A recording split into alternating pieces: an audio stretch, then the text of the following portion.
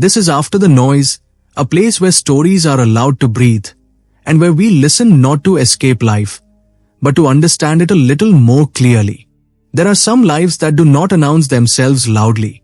Lives that begin far away from stages and spotlights, in places where the horizon feels closer than the future, and where ambition is not spoken of, but slowly formed through habit and necessity. This story begins in such a place, on a small island town where the sea is both companion and teacher, where mornings arrive with prayer instead of urgency, and where a young boy learns, without knowing it, how strong life is quietly built. He is born into a home that does not possess wealth in the usual sense.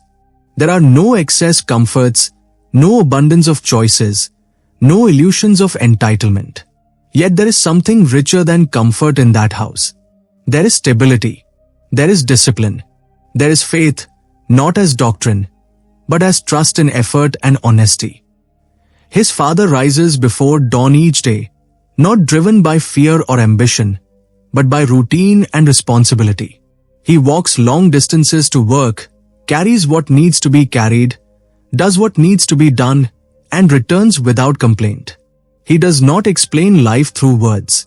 He explains it through action repeated daily. The boy watches all of this silently. He sees that dignity does not come from possessions, but from consistency. He sees that strength does not announce itself, but reveals itself over time. His mother, equally quiet and equally powerful, feeds not only her family but anyone who comes to the door. There is no calculation involved. No one is turned away. Giving is not a moral performance here. It is simply how the household functions. The boy absorbs this way of living without consciously memorizing it, yet it settles deep inside him, becoming part of how he understands the world. Outside the home, the town itself teaches lessons that no school curriculum could design. Different religions exist side by side, not as rivals, but as neighbors. People pray in different ways, yet respect one another's rituals. Faith is present everywhere, but it is never aggressive. The boy grows up understanding that truth does not demand uniformity, and that harmony does not require sameness. This understanding becomes a quiet foundation that later allows him to work across differences without fear or defensiveness. School does not immediately reveal him as extraordinary. He is not the loudest student, not the most confident, not the one teachers single out early. He sits, observes, listens. He learns steadily, sometimes slowly, sometimes with difficulty. There is a moment early on when a teacher, driven by inherited prejudice rather than malice, asks him to move to the back of the classroom. The instruction is simple, but the meaning is heavy. For the first time, he feels separation where none had existed before. He feels the confusion of being treated as different without understanding why. That moment could have hardened him. Instead, it sharpens his awareness. He watches how pain can be caused casually and how courage, when exercised calmly, can correct it. Another adult steps in, not with anger, but with clarity, making it clear that dignity is not negotiable. The boy learns something important that day. Injustice does not always require outrage to be corrected. Sometimes it requires someone willing to stand firm without cruelty. As childhood moves forward, friendships begin to shape him more deeply than textbooks. There are companions older than him, less educated by formal standards, yet rich in curiosity and reflection. Long walks by the shore become classrooms without walls. They speak about faith, destiny, effort, and the vastness of the world beyond the island. These conversations open windows in his mind. They show him that intelligence is not owned by institutions, and that wisdom often grows in places ignored by ambition. Work enters his life early, not as burden, but as participation. He helps distribute newspapers, collects small items to sell, earns a modest income. The amount is insignificant, but the feeling is not. For the first time, he experiences the pride of earning, of contributing something of value. This moment does not inflate him. It grounds him. He understands that effort connects a person to society, that labor, however small, gives meaning to time. When it becomes clear that he must leave home to continue his education, the departure is quiet but heavy. There is no dramatic farewell. There is only the weight of separation, the realization that growth requires distance. His father does not hold him back with fear or expectation. Instead, he gives him permission to outgrow the place that raised him. This permission is given not with sadness, but with wisdom. It is understood that love does not restrict movement, and that guidance sometimes means letting go. Life away from home is not immediately kind. The comfort of familiarity disappears. Food tastes different. People move faster. Loneliness arrives in the evenings. There are moments when he wonders whether leaving was a mistake. Yet he stays. He studies. He adapts. He learns to carry discomfort without resentment. This ability, developed early, will later allow him to endure far greater pressures without breaking. Teachers appear at crucial moments, not perfect, but sincere. Some challenge him harshly, pushing him beyond what he believes he can do. Others encourage him gently, strengthening his confidence without exaggeration. From them he learns that learning is not about being protected from difficulty, but about being guided through it. Slowly, almost unnoticed, his self-belief grows, not from praise, but from surviving challenges. As education continues, a fascination begins to take shape. It is not sudden or romantic. It grows from curiosity about how things work, from watching birds fly, from studying machines, from wondering how human intention translates into physical reality. Flight, to him, is not escape. It is discipline applied to imagination. It is structure enabling freedom. This understanding draws him toward engineering, not because it promises status, but because it feels honest. Financial limitations threaten to interrupt this path. The cost of education is heavy, and the family cannot easily afford it. A quiet sacrifice is made by someone who believes in him. That belief becomes a responsibility he carries seriously. He does not want success for recognition. He wants it to justify trust. This motivation, rooted in gratitude rather than ego, becomes a powerful force. Failure arrives later, at a moment when hope is high and preparation feels sufficient. A dream he has carried for years slips away by a small margin. The disappointment is real and sharp. There is no attempt to minimize it. For a time, he feels lost. He questions his direction. He wonders whether effort has meaning when outcomes feel arbitrary. Instead of collapsing inward, he turns toward reflection. He steps away from noise. He allows silence to speak. And in that stillness, a realization forms slowly, that not every failure is rejection, and not every closed door is error. Some endings exist to redirect a life toward a larger purpose that cannot yet be seen. Acceptance does not arrive as relief. It arrives as clarity. He chooses to continue, to work where he is needed, to serve where he is placed. He enters professional life not at the top, but at the bottom, learning from technicians, engineers, and workers whose hands carry knowledge that books cannot replace. He watches how real systems function, how collaboration matters more than brilliance, how patience outlasts intensity. Responsibility comes early and without comfort. Projects are difficult. Resources are limited. Guidance is incomplete. Mistakes are inevitable. Yet instead of retreating, he expands. Instead of waiting for certainty, he creates progress through effort. He learns that leadership is not about knowing everything, but about taking responsibility when answers are unclear. And this is where the quiet transformation begins, not with applause or achievement, but with steady commitment to work that matters even when recognition is absent. The work continues quietly, without ceremony, in rooms where progress is measured not by applause but by whether something functions a little better than it did yesterday. He learns quickly that responsibility does not wait for confidence to arrive first. It simply arrives and asks to be carried. In those early professional years, there is no grand vision spoken aloud. There is only the next task, the next problem, the next system that needs to be understood from the inside out. He notices how knowledge changes when it moves from paper to practice. Equations that once felt abstract now reveal their meaning through sound, vibration, resistance, and failure. Machines teach him patience. Teams teach him humility. Experienced technicians teach him something deeper than instruction. That mastery is often quiet, built over years of repetition, observation, and respect for detail. He listens more than he speaks. He asks questions without pretending to know more than he does. This posture earns trust long before it earns recognition. The environment he works in is not ideal. Resources are scarce. Timelines are tight. Expectations are high, sometimes unrealistically so. There is pressure from above and uncertainty below. Yet something within him remains steady. He does not measure himself against others. He measures himself against effort. Each day becomes an opportunity to refine understanding, to notice where systems fail and where people struggle, to learn how progress actually happens when conditions are imperfect.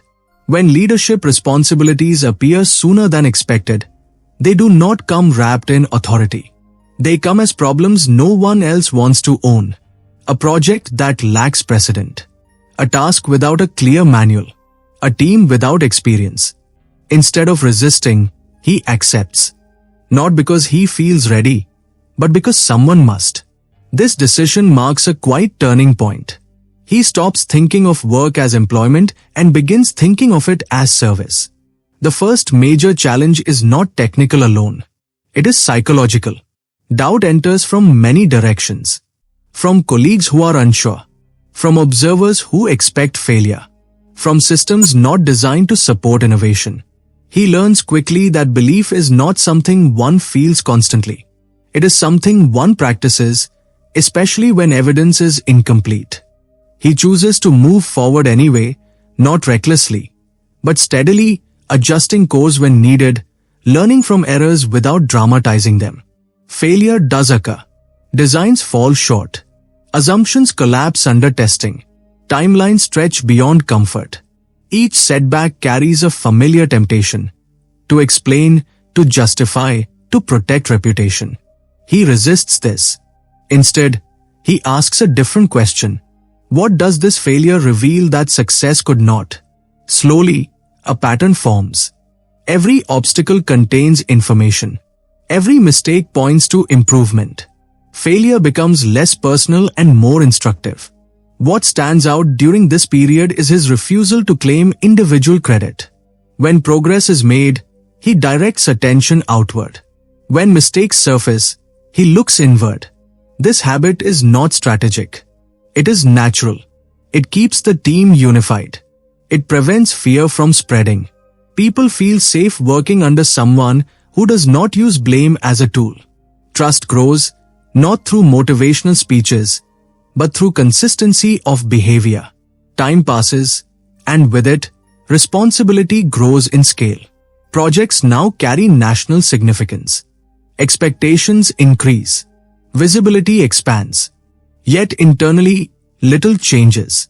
He maintains the same routine. Long hours, focused work, minimal distraction. He does not cultivate a public persona. He cultivates reliability.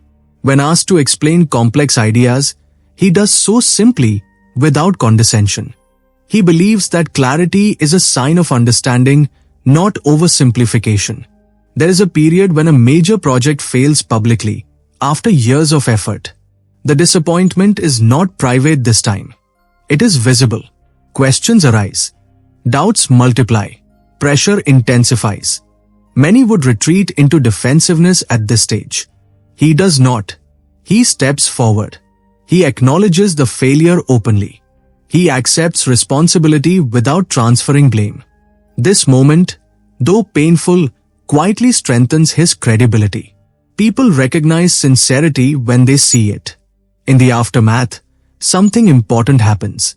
Instead of being removed permanently, he is asked to return, to rebuild, to try again. This invitation is not guaranteed. It is earned. He accepts it without triumph. He understands that redemption is not proven through words, but through work repeated under scrutiny. The second attempt is approached differently. Lessons are applied. Systems are strengthened. Collaboration deepens. Slowly, progress resumes. Through all of this, his personal life remains remarkably simple. There is no accumulation of luxury, no expansion of comfort. He believes, perhaps instinctively, that excess complicates focus. His needs remain few. His routine remains disciplined. This simplicity becomes a form of protection.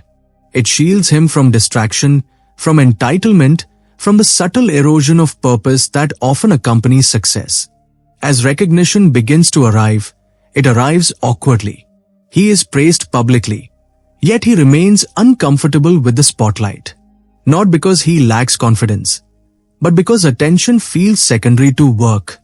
He redirects conversations toward the team, toward the system, toward the future. He speaks often about teachers, mentors, and colleagues, rarely about himself. This habit is not humility performed. It is humility practiced. One of the most defining qualities that emerges during these years is patience. Not passive patience, but active endurance. The ability to think in decades rather than months. To build capability slowly. To accept delays without abandoning direction. In a world increasingly obsessed with speed, this long-term thinking becomes his quiet advantage. He understands that foundational work cannot be rushed, and that shortcuts often demand repayment later. He also develops a deep respect for young minds. He listens to questions seriously. He encourages curiosity. He believes that the future is built not by protecting expertise, but by sharing it generously. When he speaks to students or juniors, his tone remains calm, grounded, and honest. He does not promise ease. He promises meaning through effort. At some point, the work transcends individual projects. It begins to represent a national aspiration. The idea that self-reliance is possible. That complex systems can be built with limited resources if intention is strong and collaboration sincere. He carries this responsibility carefully. Not as pride, but as duty. He knows that success here is not personal. It belongs to millions who believe in progress even when evidence is scarce. Despite the scale, he never loses the habit of reflection. He remains connected to stillness. He continues to value silence as a source of clarity. He believes that action without reflection becomes noise, and reflection without action becomes escape. The balance between the two is where purpose lives. What becomes increasingly clear is that his strength does not come from certainty. It comes from alignment. Alignment between values learned in childhood and actions practiced in adulthood. Alignment between belief and behavior. Between effort and intention. This alignment allows him to withstand criticism without becoming bitter, and praise without becoming inflated. As the years progress, he becomes a symbol to many, though he never seeks to be one. People project hope onto him. Expectations rise further. Yet internally, he remains the same boy who learned early that life rewards consistency more than brilliance and service more than status. This phase of the journey does not end with a conclusion. It flows forward, carrying lessons refined through repetition. And it sets the stage for a role that will demand not only technical understanding, but moral clarity, not only leadership, but restraint. The story continues, not toward comfort, but toward greater responsibility and deeper tests of character. The shift happens gradually, almost without announcement, as many important changes do. One day the work is confined to teams and laboratories, and the next it seems to carry the weight of expectations far beyond any single room or institution. Responsibility begins to stretch outward, touching policy, public trust, and the imagination of a country still learning to believe in its own capabilities. He does not chase this expansion. It arrives because the work has been done consistently, and consistency has a way of being noticed when circumstances demand reliability. With greater responsibility comes a new kind of pressure, less technical and more human. Decisions are no longer judged only by whether they function, but by what they represent. There are competing opinions, political currents, public scrutiny, and a constant risk of misunderstanding. In this environment, noise multiplies easily. Voices grow louder. Certainty is often performed rather than earned. He responds not by amplifying himself, but by slowing down. He listens carefully. He chooses words sparingly. He learns that restraint is not weakness, it is control. Leadership now requires him to stand between ambition and reality, between urgency and feasibility. He becomes a translator of sorts, explaining complexity to those who want speed, and explaining patience to those who want certainty. This role is uncomfortable. It demands emotional steadiness more than technical brilliance. It requires the ability to disappoint without discouraging, to delay without demoralizing. He learns that trust is built not by saying yes quickly, but by saying no honestly when needed. There are moments when progress seems impossible. External pressures tighten. Resources fluctuate. Deadlines loom. Failures, when they occur, feel heavier now because more people are watching. In these moments, he returns inward, not to escape responsibility, but to stabilize it. He revisits the habits that shaped him early on. Early mornings, long hours, minimal distraction.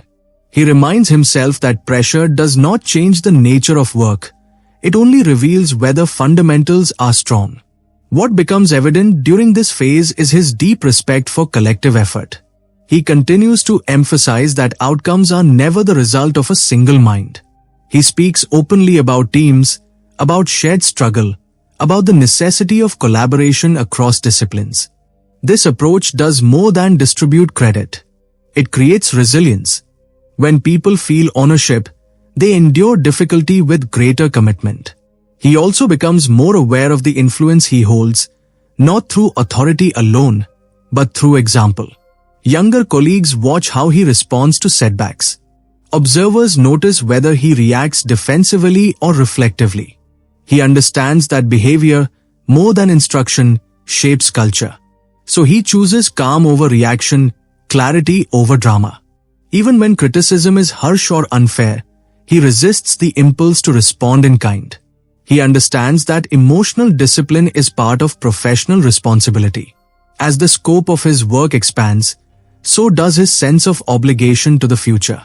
He begins to think not only about present success, but about sustainability, about whether systems can outlast individuals, about whether knowledge is being transferred, not just applied. He invests time in mentoring, in building institutional memory, in encouraging young engineers and scientists to think independently rather than follow instructions blindly. He believes that a nation's strength lies not in isolated achievements, but in the depth of its learning culture. Public recognition increases, but it remains secondary in his internal world. Awards are accepted with gratitude, not excitement. Titles are worn lightly. He does not change how he lives or works. This constancy confuses some and reassures others. It reassures those who understand that real commitment does not fluctuate with attention. It confuses those who expect power to transform personality. There is also a spiritual undercurrent that continues quietly throughout these years. Not overt, not performative, but steady. He maintains a belief that effort and humility are connected, that achievement without grounding leads to imbalance. He does not see science and spirituality as opposites. To him, both are ways of seeking truth, one through measurement, the other through reflection. This integration gives him balance when external forces attempt to pull him in conflicting directions. At times, he is placed in positions where he must represent not just a project or institution, but an idea. The idea that long-term thinking matters. That self-reliance is not isolation, but preparation. That patience is strategic, not passive. He carries this representation carefully, aware that symbols can oversimplify complex realities. He tries to speak honestly, even when honesty is less comforting than optimism. There are moments of solitude amid the responsibility. Even surrounded by people, he feels alone with decisions that cannot be shared. This solitude is not loneliness. It is the quiet space where judgment is formed. He accepts it as part of leadership. He does not fill it with distraction. He allows it to sharpen clarity. As years pass, the cumulative effect of this way of working becomes visible. Systems improve. Confidence grows, not inflated, but grounded. Failures become less frequent, and when they occur, less devastating, because learning mechanisms are in place. Success begins to feel less like a breakthrough and more like a natural outcome of sustained effort. What is striking is that even at this stage, he does not speak of legacy. He speaks of responsibility. He does not frame his journey as exceptional. He frames it as possible, replicable, dependent not on talent alone, but on discipline, patience, and service. This framing quietly empowers others. It removes the myth of unreachable greatness and replaces it with the reality of earned progress. As his role moves further into the public sphere, expectations reach their highest point. People look to him not just for solutions, but for reassurance. He understands the danger of this projection. He resists becoming a source of certainty. Instead, he encourages thinking, effort, and participation. He knows that dependency weakens societies, while shared responsibility strengthens them. This phase of life is demanding, not because of complexity alone, but because of visibility. Every action is interpreted. Every silence is analyzed. Yet through it all, he remains anchored. The values formed in a quiet coastal town continue to guide decisions made on a national stage. The habits of discipline, humility, and patience hold steady. And slowly, without force, the story moves toward a closing chapter, not an ending, but a transition where the meaning of influence changes once again and the measure of success becomes quieter, more reflective, and deeply human. The later years arrive not with a sense of completion, but with a subtle change in rhythm. The work continues, responsibilities remain, but the urgency softens. There is less need to prove and more space to observe. What once demanded constant outward motion now invites inward attention. The questions shift quietly from how to build, to how to sustain, from how to achieve, to how to guide without control. By now, the weight of experience has shaped him in ways that are visible even in silence. He understands that influence does not always require presence, and leadership does not always require command. Sometimes, it requires stepping back so others can step forward. This understanding does not come easily to those who have spent a lifetime solving problems. Yet he practices it deliberately, allowing room for new voices, new methods, and even new mistakes. He spends more time listening than speaking.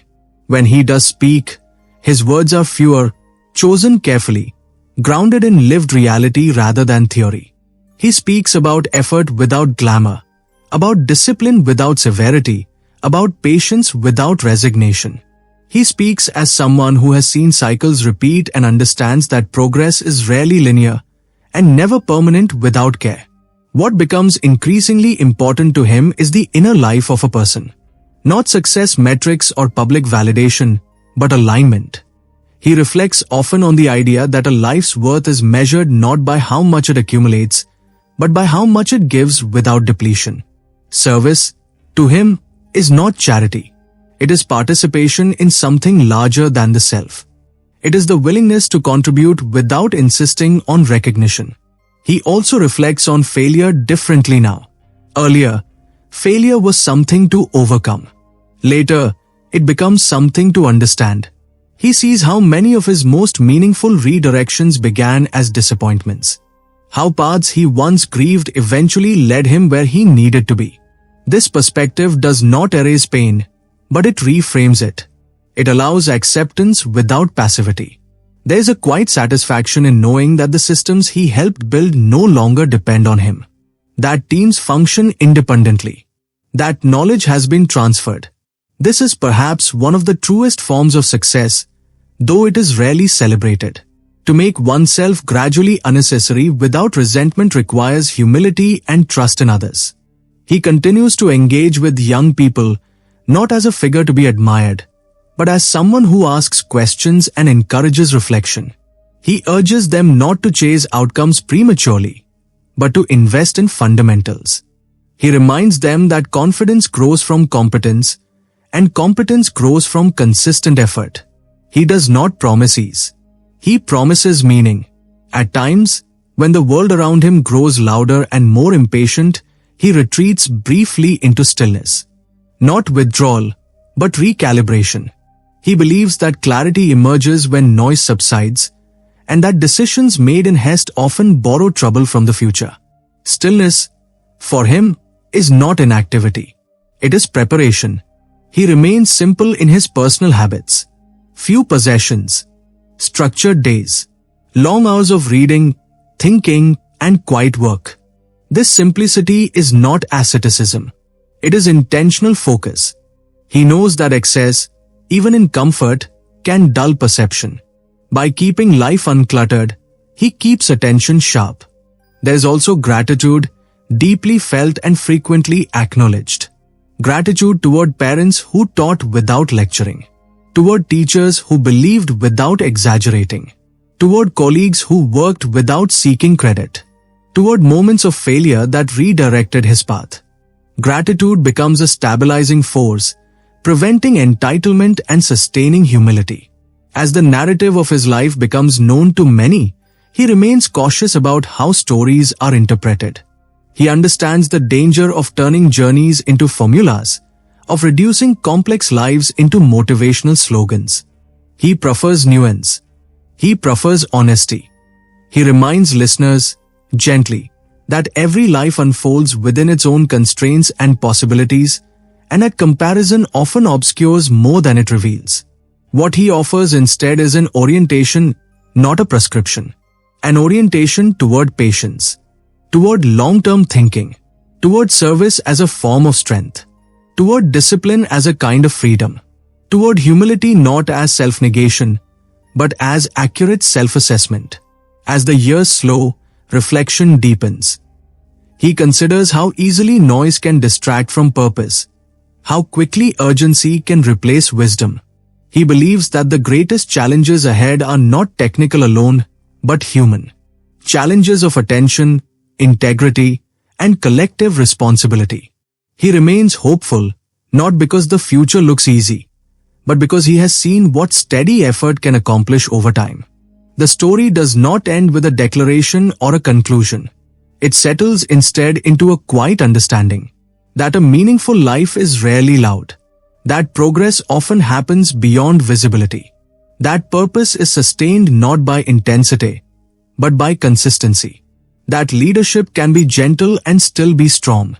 As you sit here now, listening after the noise has faded, there is no request being made of you, no demand to change or act immediately, only an invitation to notice how you move through your own days, where you rush, where you endure, where you serve, where you resist stillness. Perhaps there is something in your life that feels unfinished or unclear. Perhaps there is a disappointment you have been carrying or a direction you have been questioning. This story does not offer answers, but it offers companionship. A reminder that uncertainty is not failure, and patience is not stagnation. You may return to your world with nothing added, only something clarified. A quieter respect for effort, a deeper tolerance for time, a steadier trust in the value of showing up day after day, even when outcomes remain unseen. And when the noise returns, as it always does, you may remember that beneath it, there is still a place where attention slows, where purpose steadies, and where a life lived with discipline and humility continues to move forward one deliberate step at a time.